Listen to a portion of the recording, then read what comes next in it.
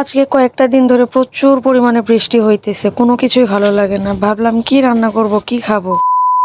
Hello everyone, welcome back to my Facebook page Mukta's blogs. আজকে আমি তোমাদেরকে বাঙালি স্টাইলে কাতল মাছ রান্না করে দেখাবো। প্রথমে আমি এখানে কাতল মাছ নিয়ে এখানে আমি হলুদ লবণ মিশিয়ে মাছগুলোকে ভালোভাবে ভেজে নিব। কাতল মাছ যেভাবে রান্না করা যায় সেভাবেই কিন্তু খাইতে অনেকটা ভালো লাগে।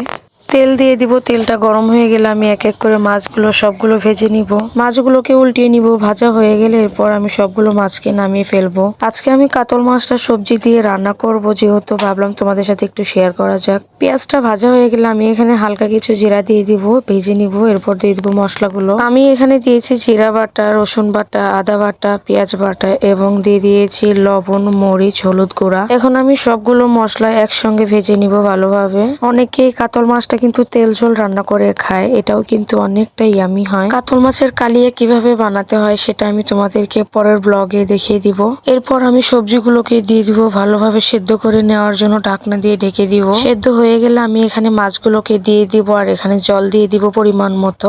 এখন আরেকটু ঢাকনা দিয়ে ঢেকে দিব যাতে মাছগুলো আরেকটু হালকা সেদ্ধ হয়ে যায়। তো এখন তরকারিটাকে আমি নামিয়ে ফেলবো। দেখতেই পারছো তোমরা, আমার তরকারি কিন্তু রান্না করে না হয়ে গেছে। তো তোমরাও চাইলে কিন্তু বাসায় এভাবে বানিয়ে খাইতে পারো। আমার আজকের এই ভিডিওটি তোমাদের কাছে কেমন লেগেছে, ভালো লেগে থাকলে লাইক, কমেন্ট, শেয়ার করে দিও। দেখা হবে পরের ব্লগে। Tata guys.